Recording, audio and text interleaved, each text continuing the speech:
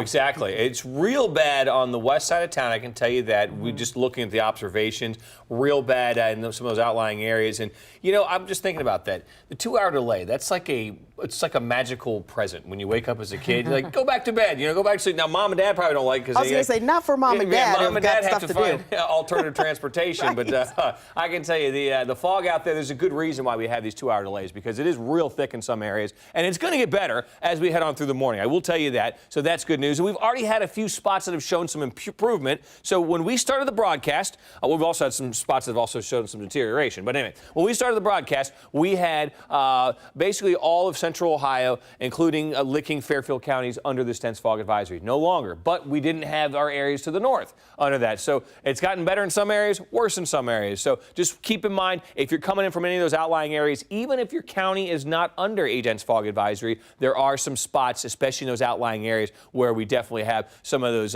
reduced visibilities. And you can see getting a little better in Lancaster. Again, I would be careful in some of those outlying areas. This is actually taken out in Lancaster proper. And you can see on the west side of Franklin County, we're looking at some of that thicker fog. Delaware, Marysville, London, Washington Courthouse, all these spots down to less than a mile. And it's also starting to get a little bit worse out towards Zanesville and Cambridge, McConnellsville, down into Athens. So, yeah, that's going to slow you up. Here's a perfect example of how bad the fog is. This is looking at downtown. You can't see hardly anything. And at the beginning of this, a couple of frames of this movie, you can. It just set in that quickly. Another shot, this is out at the Scioto Audubon Metro Park. Again, at the beginning of this movie, you can kind of see where we are looking at some of that, looking at the city skyline rather, and then it really thickens up. So outdoor workers, we're going to be dealing with temperatures in the low to mid 40s out there to start the day, keeping that fog around. These dense fog advisories in effect through the late morning hours, but we start to get a little improvement as we head on towards and past 10 o'clock. 50 degrees by 10, mostly cloudy skies. We cloud back up as we head on into the afternoon with your hour-by-hour outdoor workers forecast, and some rain will arrive. We'll top out right around 63 by 4 o'clock. We start to see a little more rain kind of cooling us off. That rain cooled air will be with us as we get on through the second half of the afternoon. But you can see right now dry. We do have that rain out to the west of us and just some cloud cover here. Watching out for a few storms where we have this light green, darker green. Could see an isolated storm later on today with a few stronger wind gusts. But all in all, really the severe weather threat is well south of us today. Dense fog, though, to start. Rain returns this afternoon. We're cooling off late in the week into the 50s. Actually, we'll struggle to get out of the 40s on Friday. So some fog around through the morning, 46 at 9, 59 by lunchtime. Notice we have that rain arriving as we get into the afternoon. Again, topping out in the low 60s. Some spots stuck in the upper 50s, low 60s. Early showers, maybe a little patchy fog tomorrow morning. I don't think it'll be as bad as it is this morning, but 41 with clouds decreasing through the overnight. 57 tomorrow. Sun and clouds. Can't rule out a late day stray shower. Most of us are going to stay dry tomorrow. You just can't rule out a passing shower in the second half of the day. 9 o'clock, not too bad.